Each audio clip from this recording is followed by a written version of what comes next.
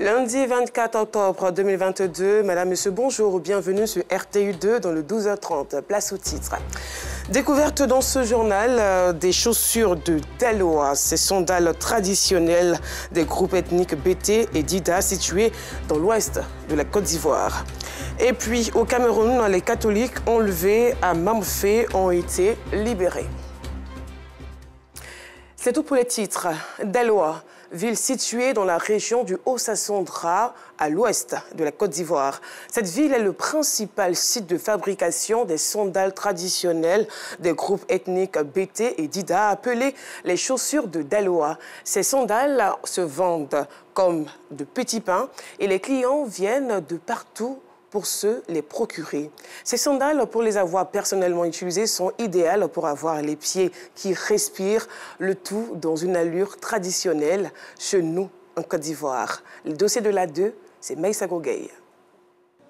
Daloa, région du Haut-Sassandra, au centre-ouest de la Côte d'Ivoire.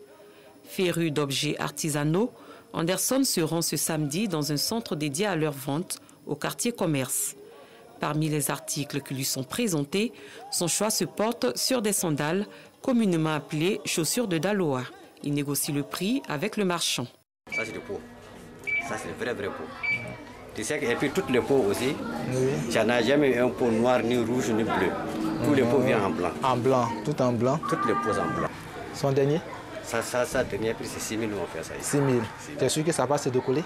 Bon, je ne peux pas dire que ça va pas se décoller, rien qui ne va pas gâter, mais ça tire. Une fois satisfait, Anderson revient sur les raisons de son choix.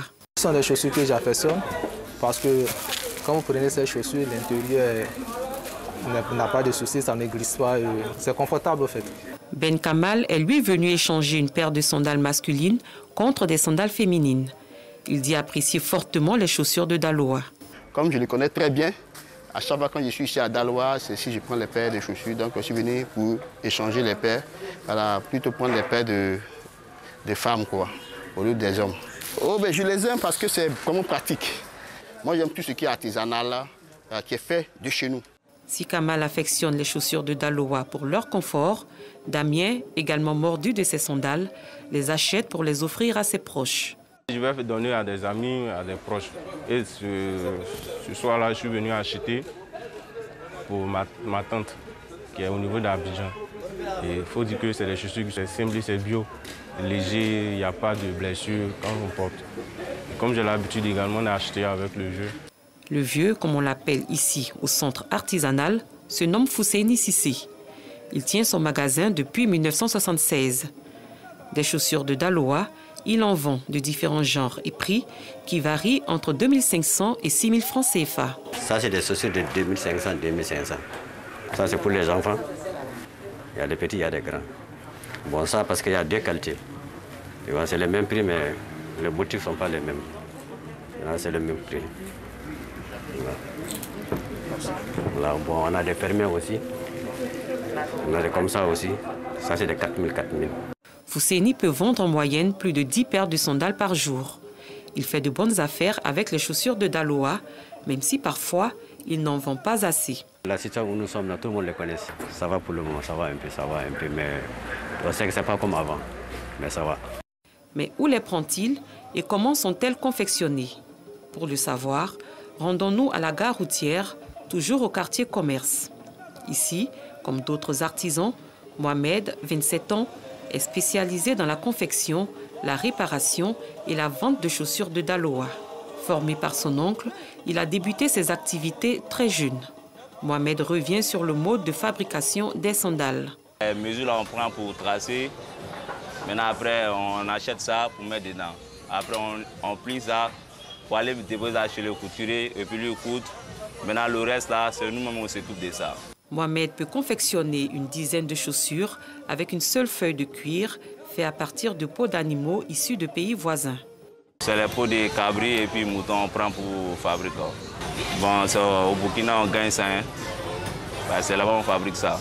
Pour la conception des motifs et des modèles, il fait appel à son esprit créatif. Bon, les modèles, là, bon, souvent, on crée aussi. Hein. On peut créer notre modèle, notre propre modèle. Voilà pour faire. Ce jour, Mohamed reçoit la visite d'Afoussiata, venu acheter des chaussures en gros. Pas du nez. Bon. Moi, je revends. Je prends un prix d'en gros, je revends. Bon, prix d'en gros. Bon, ça dépend. C'est nombre de paires. Je suis venu prendre ceci, prix d'en gros. Je lui ai dit, je vais revendre. Je lui ai dit, il n'a qu'à rester à 2000. Il dit, ça ne peut pas. Que 3000. On est en train de discuter. S'il peut revoir, moi je prends prix d'en gros puis je revends. Pour le moment, moi j'ai besoin de 40. Outre Afficiata, la clientèle de Mohamed est diversifiée. Elle va même parfois au-delà des frontières ivoiriennes. Ça va partout, hein. Bon, les Européens aussi, souvent ils viennent pour acheter ça. Tout le monde paye, quoi. Tout le monde paye. Les Maliens, les Burkinabés, les Nigériens, tout le monde vient payer. Les chaussures de Daloa, spécialité des artisans de la cité des Antilopes, sont en réalité des sandales traditionnelles BT et Dida, groupe ethnique de l'ouest du pays. Leur fabrication se fait aujourd'hui aux alentours de Daloa et dans plusieurs autres villes de la Côte d'Ivoire. La Côte d'Ivoire et ses merveilles. En tout cas, merci Maïssa Kogaï pour ce reportage.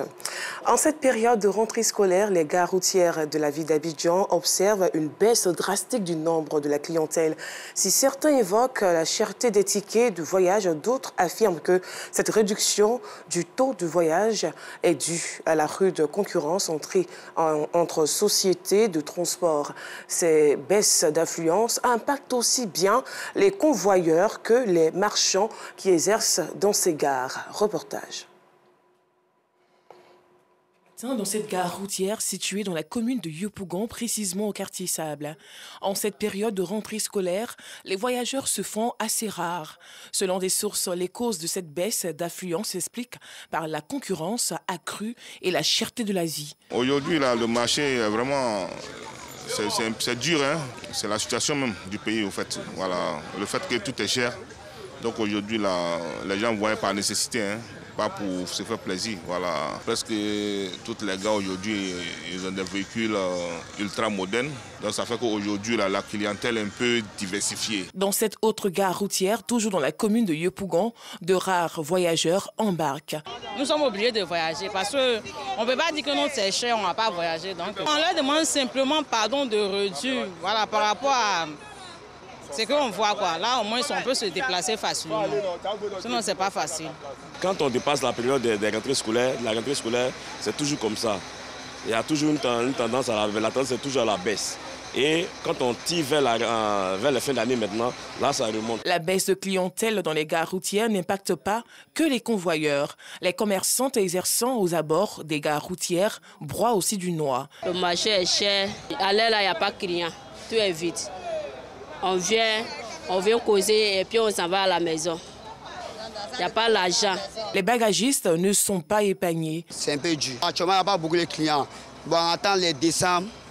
Quand décembre arrive, peut-être il y a beaucoup de gens qui viennent pour un particulier. Ça a commencé à marcher fort maintenant. Sinon, là, c'est très dur, ça ne marche pas là. Les gares de la commune d'Adjamé font aussi face à cette baisse d'affluence de la clientèle.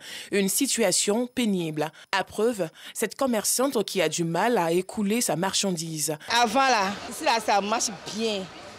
Et puis, fin du mois, quand les nouveaux billets, là, ça rentre comme ça. Maintenant, là, c'est calé. Ça ne sort pas. Et puis, marcher, là aussi, c'est lent. Pour les quelques clients qui voyagent, le discours est le même. Ceux qui voyagent actuellement, peut-être que c'est par nécessité. Ils ont des besoins, ils sont obligés de voyager. Sinon, l'augmentation du transport fait que d'autres même ne veulent même plus voyager. En attendant le mois de décembre, les gares doivent pour l'heure résister à cette baisse drastique du nombre de voyageurs. Dans la commune de Yopougon, les travaux d'agrandissement de l'axe Yopougon-Bagnon-Songon ne sont pas sans conséquences. Plusieurs commerçants du marché Bagnon se retrouvent aujourd'hui à exercer leur activité aux abords du tronçon en rénovation. Un endroit qui n'est pas sans risque pour leur santé vu qu'ils sont exposés à de la poussière due au passage de certains véhicules en plus de l'insalubrité manifeste qui règne sur cet espace. Edo Fofana. Commune de Yopougon, quartier Bagnon. C'est à un peu plus d'1 mètre sur cette voie où s'effectuent des travaux de réhabilitation que Clémentine exerce son commerce depuis maintenant 2 ans. Veuve et mère de 4 enfants, Clémentine a trouvé en ce lieu un point de chute depuis la perte de son magasin lors de la destruction du marché Bagnon. Le marché n'est pas grand, C'est ça qui nous fait sortir sur le goudron. Les places, c'est cher. Parce que si tu rentres dans le marché, c'est petit aux fesses. Mais si tu rentres que tu veux les places, peut-être si on ne t'a rien dit, 150 000 les places, petites places, 150 000, 100 000. Mais si toi, tu n'arrives pas à avoir cet argent, tu es bien te mettre sur le goudron. Quelqu'un comme moi, je paie le corps de mes enfants, je paie maison moi-même. Là, papa est décédé, je n'ai pas la solution. Je suis obligé de me chercher noir comme ça. Et puis bon, je vends. La destruction du marché Bagnon est relative à l'agrandissement du tronçon menant au quartier Songon, ce qui a occasionné un déplacement massif de plusieurs commerçants aux abords de l'axe Yopougon-Bagnon-Songon. Exposés à la poussière et entourés de déchets, les commerçants du nouveau marché Bagnon exercent leurs activités dans cet environnement insalubre. On cherche place, on dit non, si c'est la voie, on n'a qu'à quitter ici. Mais il n'y a pas de place. C'est même pas où on va partir. Si je peux trouver une solution pour nous, ça vous vend seulement. Ça là, c'est maladie. La poussière, la pluie, les odeurs, tout ça là, c'est maladie. Nous-mêmes, on est au dehors là. C'est pas trop ça. Ceux qui sont dedans, ils ont déjà payé l'argent, donc ils ont place. Mais nous qui sommes au dehors, c'est le problème de place qui fait qu'on est au dehors. En attendant, ces commerçants n'ont pas d'autre choix que de vendre aux abords de ce tronçon en pleine réhabilitation. Seule issue, en tout cas pour l'instant, selon eux, de se procurer de l'argent en vue de subvenir à leurs besoins quotidiens. Parlons éducation. À la faveur de la rentrée académique 2022-2023, plus de 500 écoliers et élèves issus des familles démunies de Grand Bassam ont reçu des kits scolaires. Une œuvre de bienfaisance organisée par l'association Solidarité Grand Bassam. Reportage. Chaque année, la rentrée scolaire est une équation difficile à résoudre pour les parents d'élèves aux revenus modestes. J'apprécie ce geste qu'ils posent à travers les efforts et les efforts de nous. Nous les remercions beaucoup pour tout ce qu'ils font pour nous. Le week-end dernier, dans le sud Komoué, l'association Solidarité Grand Bassam, dirigée par Sissé Ibrahima, a fait parler son cœur. Elle a distribué plus de 500 kits scolaires aux élèves de cette localité. Je suis content pour recevoir ce cadeau pour partir à l'école. Je remercie l'association pour ce geste. Merci de nous avoir aidés par rapport à cette année, l'année scolaire. C'était important pour moi et mes collaborateurs d'apporter notre soutien. Et aussi, je dis un grand merci aux parrains de cette cérémonie, l'honorable Yensi Yacouba. Sans son appui, je pense que nous ne serons pas là ce soir. Le représentant du parrain, Yensi Yacouba, directeur général du port autonome d'Abidjan, s'est félicité de la tenue d'une telle cérémonie à caractère social avant de poursuivre en ces termes. C'est aussi la célébration de l'excellence, parce qu'il ne faut pas donner, parce qu'il faut donner. Il faut aussi après accompagner, il faut suivre, il faut qu'il y ait un appui, il faut qu'il y ait un suivi. Et dans ce genre d'action, nous mettons aussi en avant l'efficacité, nous mettons aussi en avant la collaboration entre tous les acteurs du système éducatif en appuyant, en accompagnant à travers aussi les infrastructures scolaires. Ce geste de générosité aidera surtout leurs élèves à réussir leur année académique 2022-2023. En sport, après Rome et Paris, c'est à Manchester, plus précisément, que s'est déroulé le 3e World Taekwondo Grand Prix de la saison. Au terme de cette rencontre, la Côte d'Ivoire, représentée par Cheikh Salah Cissé, champion olympique de Rio 2016, en plus 80 kg hommes, remporte la médaille de bronze. Enlevés les 16 septembre, 5 prêtres, une religieuse et 3 laïcs ont été enlevés à Mafté, dans le sud-ouest du Cameroun. Ils ont été libérés ce dimanche 23 octobre. Cette issue heureuse intervient quelques jours après la publication d'une vidéo dans laquelle ils demandaient aux autorités de l'Église de tout mettre en œuvre pour leur libération. Et voilà, c'est la fin de ce journal. Merci de l'avoir suivi.